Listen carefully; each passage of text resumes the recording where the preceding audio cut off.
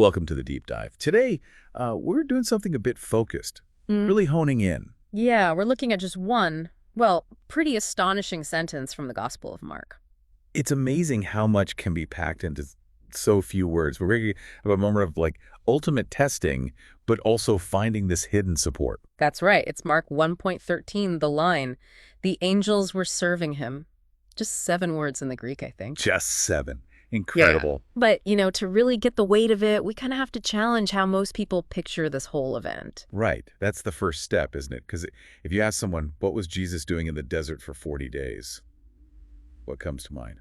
Probably, yeah, like a quiet time, a solitary retreat, Yeah. getting centered, maybe communing with God peacefully. A spiritual recharge before the big mission starts. And the text just, it smashes that image Yeah. pretty much immediately. The sources we're drawing on are clear. This was not a retreat. Not even close. No, it was a battlefield. That's the language used. An arena, really, where Jesus faced just the full strength of Satan's temptations. And the timing is just, wow, it's right at the beginning. Exactly. It happens before he does any miracles, before he calls even one disciple, long before he preaches his first sermon.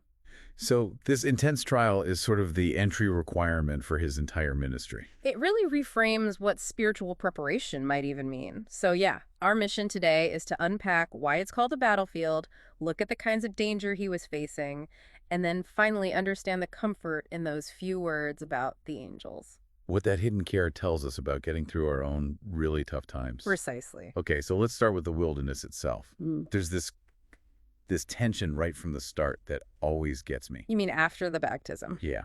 You have this beautiful, serene moment, the Spirit coming down like a dove, heaven opening up, and then bam, the very next verse.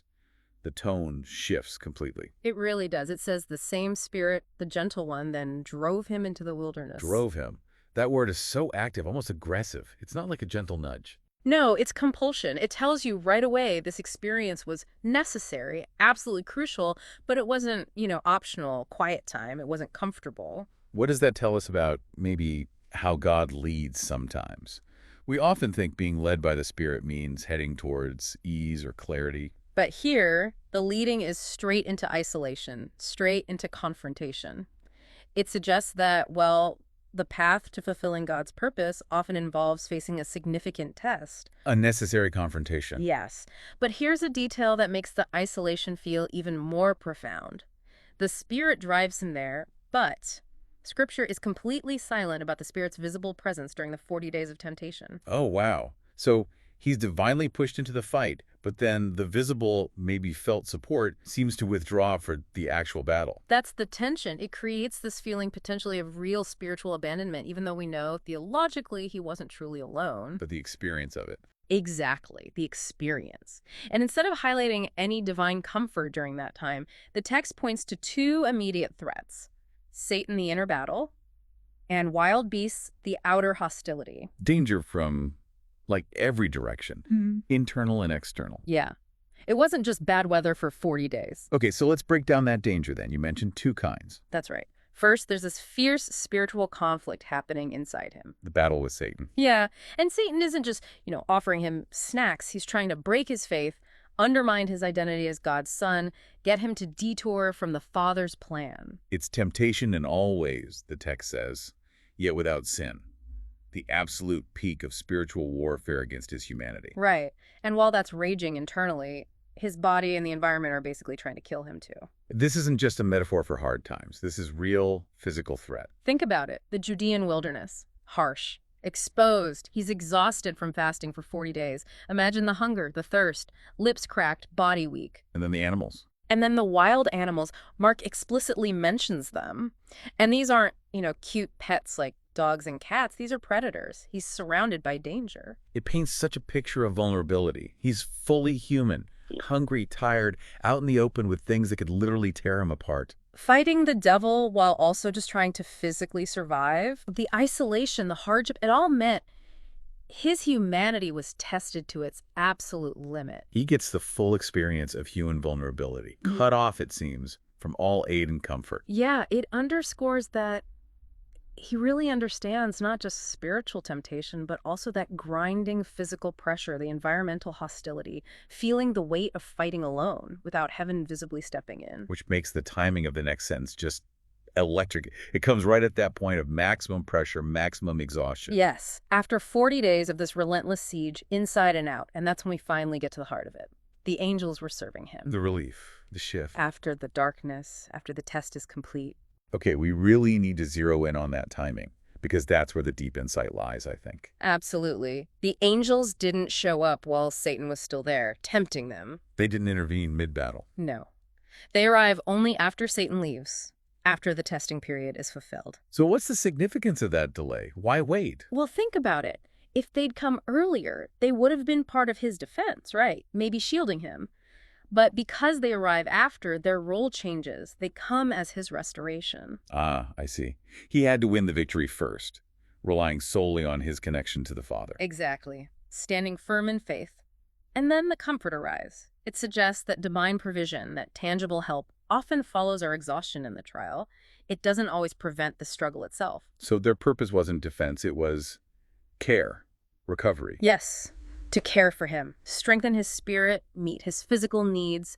Imagine how depleted he was, to surround him with divine peace and protection after the onslaught. And the text implies it wasn't just one angel. Right, the sources point out it says angels, plural, not one, but many.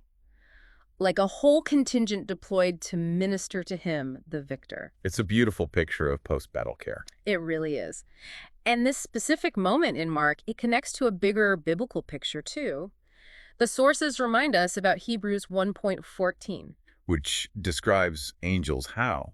as ministering spirits sent out to serve for the sake of those who are to inherit salvation. Okay, so connecting Mark's specific scene to that general principle in Hebrews, what does that tell us about heaven's perspective during our own trials? It tells us heaven was watching the whole time, every moment. The angels coming wasn't like an emergency afterthought. It was planned, waiting for the right moment after the test was complete. Wow. And that gives us this profound truth. God never actually abandons us in our trials, even when his presence feels completely hidden, even when your personal wilderness feels like it's dragging on forever. The watchfulness never stops, even if the comfort isn't immediately felt. Exactly. And that idea, unseen watching, during the time you feel most alone, that's got to be the key thing for anyone listening, right? Because we all face our own wilderness. You absolutely do. Periods of loneliness, maybe spiritual dryness, times where you feel completely cut off, like your prayers are hitting the ceiling. Or maybe it's not internal. Maybe it's external pressure, financial strain that feels relentless, or a job situation that's just hostile. Right. Or maybe grief that leaves you just empty. Right. And the common human response in that desert place is to cry out and just feel silence. And that silence can be terrifying. It can lead you to think, okay, because I'm struggling, because I'm tempted, I must be doing something wrong. God must have left. And that's the dangerous leap. That's the core misunderstanding this passage helps correct. The insight here is, don't assume temptation means forsakenness. Reject that assumption. Completely. The very fact that God allows the test often shows he intends to strengthen you, to deepen your reliance through it. It's not a sign he's absent. It might be a sign he's forging something stronger in you. If the master himself went through it. The servant shouldn't expect to bypass it, but they can expect the same faithful oversight. I like the analogy used in the sources about modern wild beasts, the outward trials we face. Yeah, they aren't always literal lions, are they? No, there may be wild circumstances. Yeah. A health crisis that comes out of nowhere, a legal issue that just drains everything, or even just people who seem determined to oppose you or tear you down. Those are the burdens that feel crushing. You look around for help and maybe you feel that same isolation Jesus felt.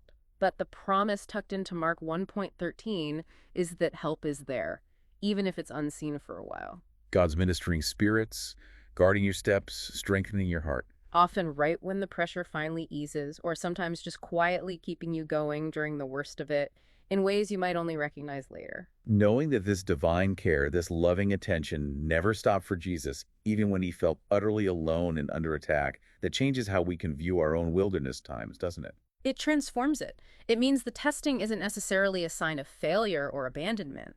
It can be a necessary prelude to deeper rest, to experiencing God's ministering comfort in a new way. The trial was fierce, yes, but the Lord was reigning even there, ensuring victory led straight to sustenance. That's the comfort. So we started with just 7 words, but we've kind of unpacked a whole theology of trials and comfort. The wilderness wasn't a retreat. It was a battlefield, an isolation driven by the Spirit for intense testing. Both internal and external pressure, yeah. But that isolation, that intense pressure, wasn't the end of the story. It was followed immediately by this profound, unseen, but utterly faithful care. It holds those two realities together, the necessity of the trial and the certainty of God's restorative presence. So maybe the final thought for you, the listener, to take away from this, building on that timing, think back. Right. When you look back at your own really intense testing times, your personal wildernesses, where can you maybe trace the beginning of that unseen help? Was it only after the main struggle ended, that sense of relief confirming the battle was over? Or maybe, looking back now, can you see moments of quiet strength, unexpected resilience during the hardest part that you didn't recognize then? That unseen strengthening. Yeah. Just remember this takeaway.